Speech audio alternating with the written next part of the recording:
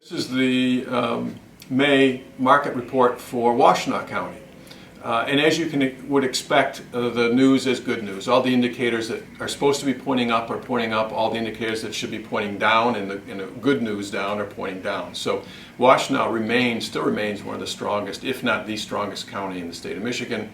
And all the activity points to that. Probably the driving force from a buyer standpoint and frustration from the sellers and smiles on their face is the fact that Washtenaw still struggles with enough homes to sell. The inventory actually in April shrunk just 1%, but shrunk a little bit. It only rose a little bit in March, whereas the rest of the counties in southeast Michigan, we're seeing a rise in inventory. In Washtenaw, it's still a struggle.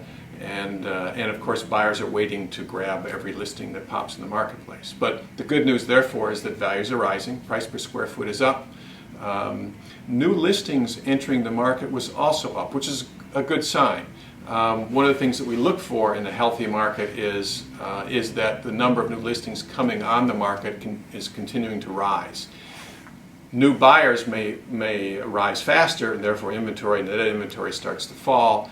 But the healthy sign is that sellers are seeing that the values are rising and seeing it's a good time to put their home on the market. And certainly this time of year is always a good time, but it's unusually a good time in Washtenaw County. If you're ever thinking of selling this year, now is the time to put your home on the market because activity is really strong for the next few months.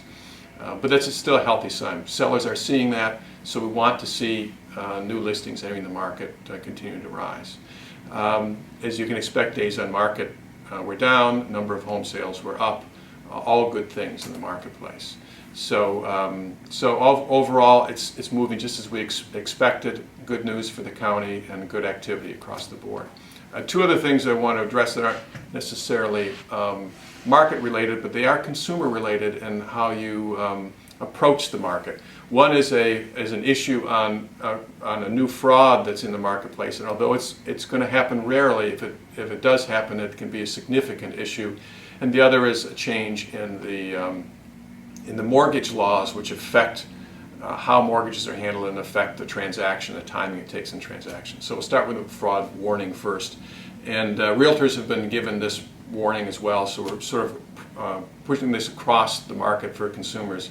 That is, there's a group of very creative criminals who are infiltrating emails during a real estate transaction, seeing that there is a real estate transaction in a closing, and then they're impersonating either the realtor or the title company, saying that and sending wire instructions to the buyer, impersonating the title company, and when the buyer sees that and they send their money to that wire, of course now the criminal has the money, not the seller, and it can be disastrous, and it's very difficult, if impossible, once the money is gone to ever get it back. So it's been rare, but it has happened in Michigan. It's happened across the country. So our strong suggestion to all particular buyers is when you get wire instructions, and by the way, these criminals will also occasionally call representing the title company. So it can be email or a phone call. Make sure that whenever you get wire instructions that you as a buyer call someone that you know, whose voice you know or see in person, and confirm those wire instructions. So you want to make sure you always get wire instructions voice to voice with someone that you know and trust. If you do that, 99, even 100% of the time, that will be fine. The second issue I mentioned was the change in law, and it's the final implementation of the Dodd-Frank law, which you don't need to get all the details in, but from the real estate industry and mortgage industry, it is an important piece, and it came out of the financial crisis and the ability for lenders to provide better disclosures and better information to borrowers. It involves a new and better closing statement for buyers and sellers, but it also involves some disclosures and some informational flow from the mortgage company to the buyers that will slow down the approval process. So the implementation starts August 1st, and we'll get into probably more details about this in June and July in our market reports as well. But just as an overview, just an anticipation that if you plan on or anticipate closing a real estate transaction on the buyer or the seller side from probably July forward, understand that the mortgage approval process for the buyer will probably take longer, as much as 10 to 15 days longer. And the closing date will probably need to be flexible in that regard, because the mortgage company may make some changes that will force the closing date typically to go out longer. So therefore, you need to be wary of things like back-to-back closings, where you're closing in the morning on your home to sell your home and then to buy your new home in the afternoon.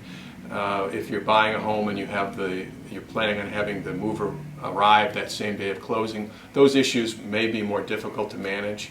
And all of our realtors will be trained on the process and understand and help you work through the timing of the closing, but just sort of as a heads up of where some changes that could affect the way a transaction evolves in the second half of this year. So I hate to end on a negative note with those two things, so we'll end on a positive note and a reminder that the market is doing wonderful and these issues are small and minor, but they're still good to know. And on a really good positive note for our organization as a whole statewide, we did something no one has ever done in Michigan history. We had over $500 million in sales in 1 month, which is a wonderful effort on everyone's part to do a really wonderful job, and we expect even better news for the rest of the year. So that's the report. Thank you.